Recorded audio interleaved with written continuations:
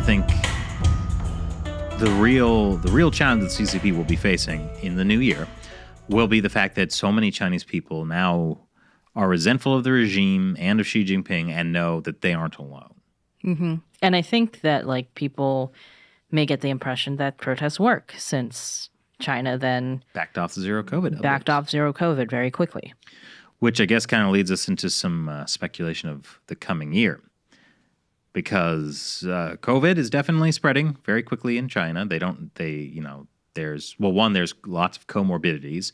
COVID hasn't really moved through the population the way it has in the rest of the world. There's no kind of herd immunity. They say they have a 90% vaccination rate, but that rate is much less in older people. Yeah. And also China's vaccines are probably not that super effective against current COVID variants. I mean, even the best vaccines in the West. No, we can't talk about that. Don't talk about that, Matt. We'll be canceled. Vaccines are perfect. Thank you. But approved by the CDC. We are going to get one of those little boxes under this one, aren't we? Probably. But yeah, I find it interesting that there have been certain WHO officials who have come out and said that COVID was already spreading, was already starting to explode. Yes. Before they scrapped the zero COVID policies. And I think especially for us, we need to remember to keep saying that point, because that's something that I'm sure the Communist Party will love to sweep under the rug. Yeah. And I think the guy who said that actually was one of the people who, in the beginning of the pandemic, was one of the WHO guys who was praising China's COVID. Interesting.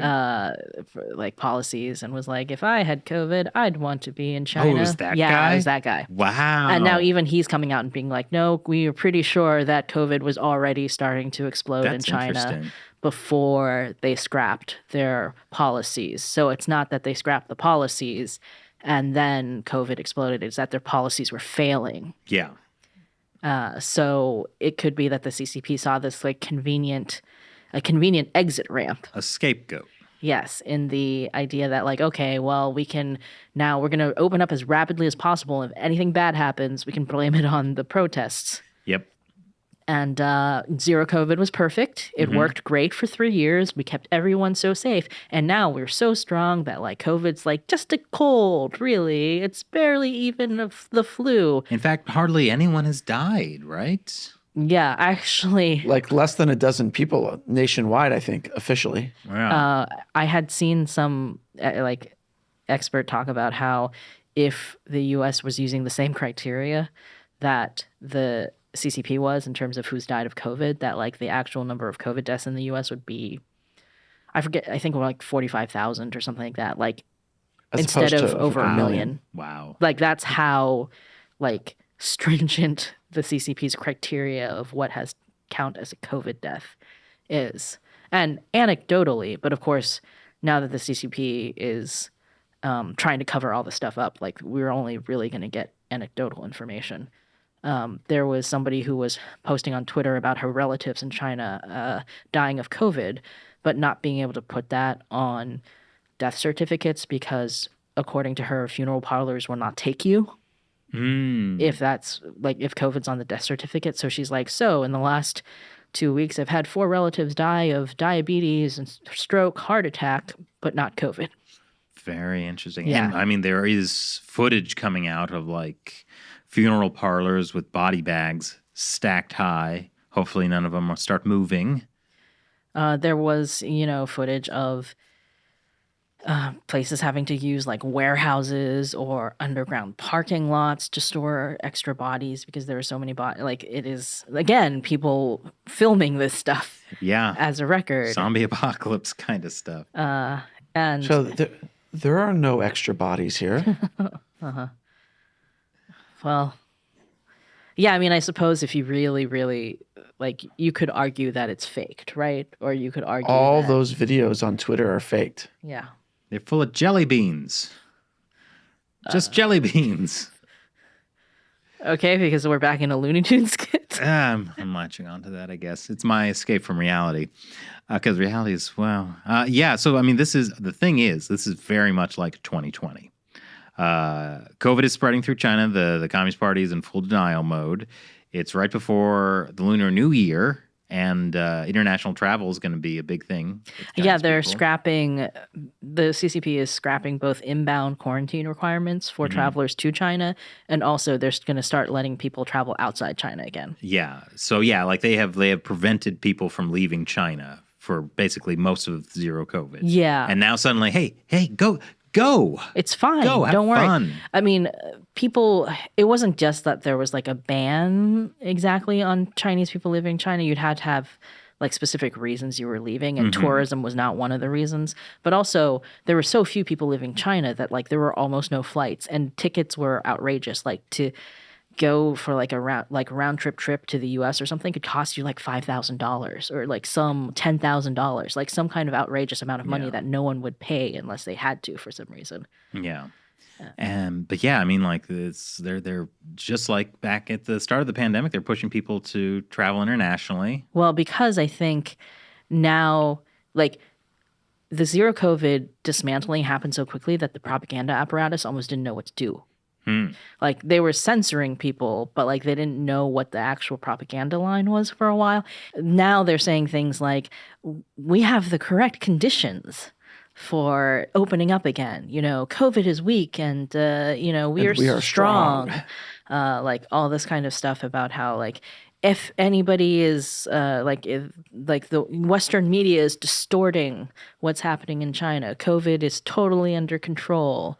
Like it's all lies, you know. So they're now kind of going with this, and so some part of that propaganda is things like showing Chinese tourists like snowboarding in like Chinese ski resorts and being like the economy is recovering, like everything's going well now, fine. like everything's opened up. So of course, like, you know, they have to let people travel again.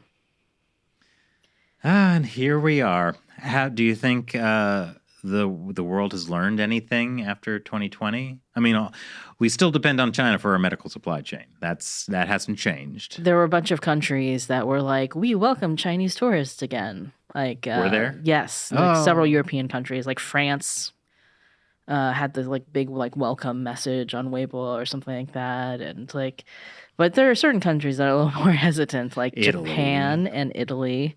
Yeah, I think Italy's policy in January 2020 was like, hug a Chinese tourist. I don't think that was an official policy. I think that was just some stunt that someone did. Like that some it was like cool thing.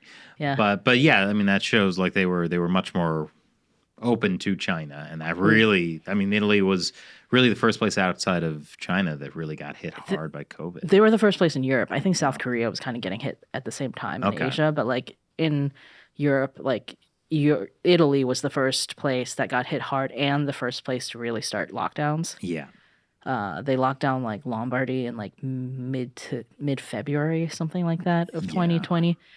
And so like now there was that story about how they tested 2 planes from China like to Milan and found that almost 50% of the passengers on each plane had COVID. Yeah, so now they're implementing mandatory testing, and the U.S. is requiring a negative test from travelers from China before they get on the plane. Which is interesting because this is another one of those things like where the Biden administration is doing something that essentially the Trump administration had done. Only they're not being called it's the horrible similar. racist. It's similar. I mean, when the Trump administration had restricted travel from China. Yeah, but like we didn't have like mass COVID testing at the time. There was no COVID testing at all, really. Well, there was some, but like this was when like the CDC was really screwing up their COVID testing. I don't know if you remember this. It was a really bad cluster. Yeah, but anyway, so by the way, I love the CDC. They're always right. You should listen to the CDC.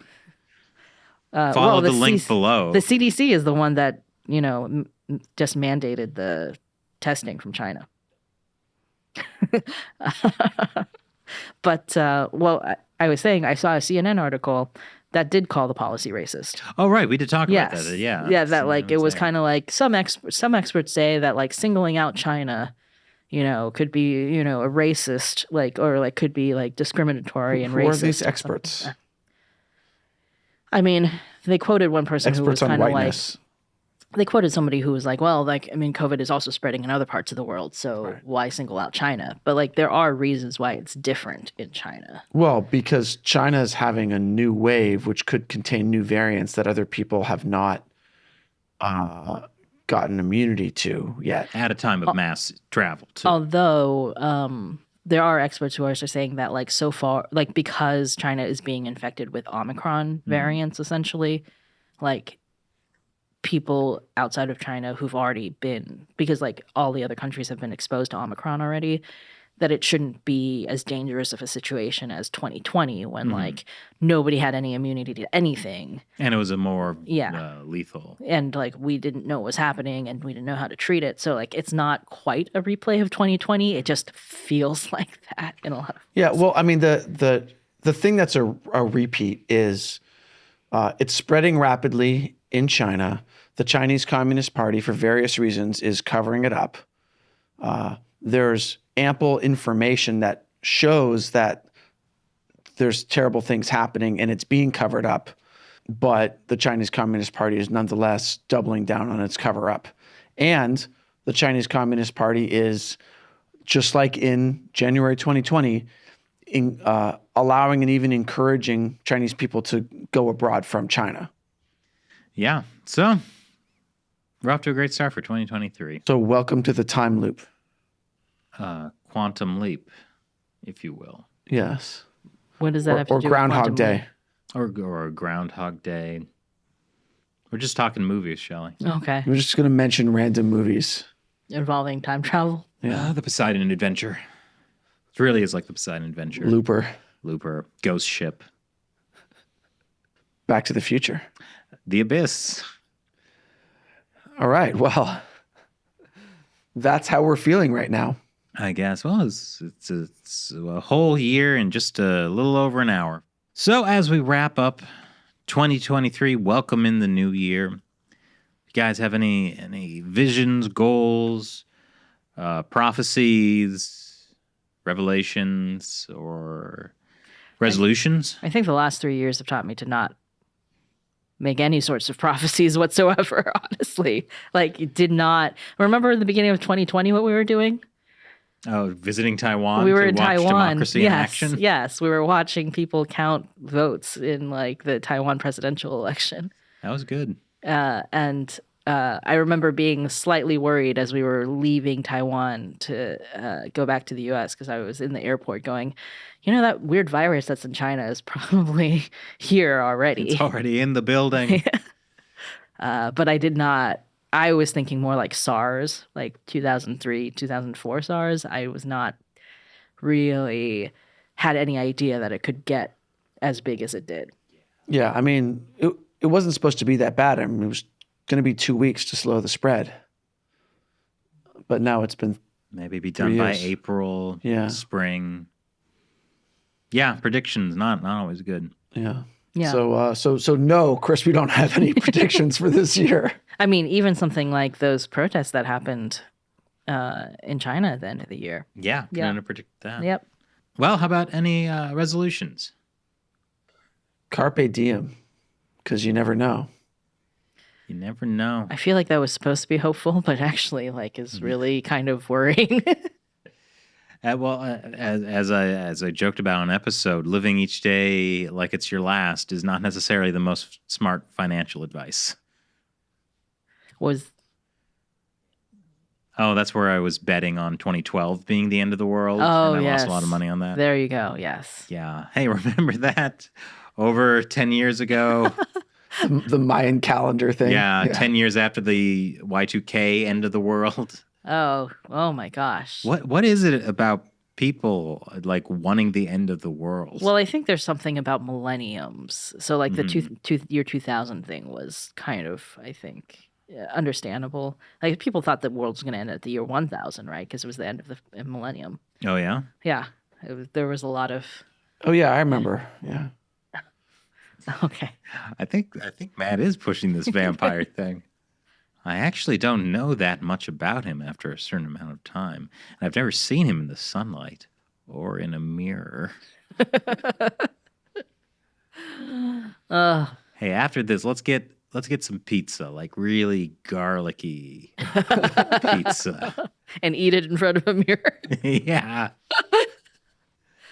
That's my prediction for the new year. What? We'll be eating garlicky pizza in front of a mirror. Okay. No predictions for China? No predictions for China. What's your resolutions? Leave it in your comments below. Leave a like, because we're finally figuring out that's something you should say on YouTube, that we need likes and comments. Oh, yeah. Yeah, Yeah, we're really bad at promoting ourselves. we are. Maybe that should be our New Year's resolution. Hey, that's a good one. Get more people Get to good. watch. Get good. Get good? And Okay. get smart. Get smart. That was a good show, too.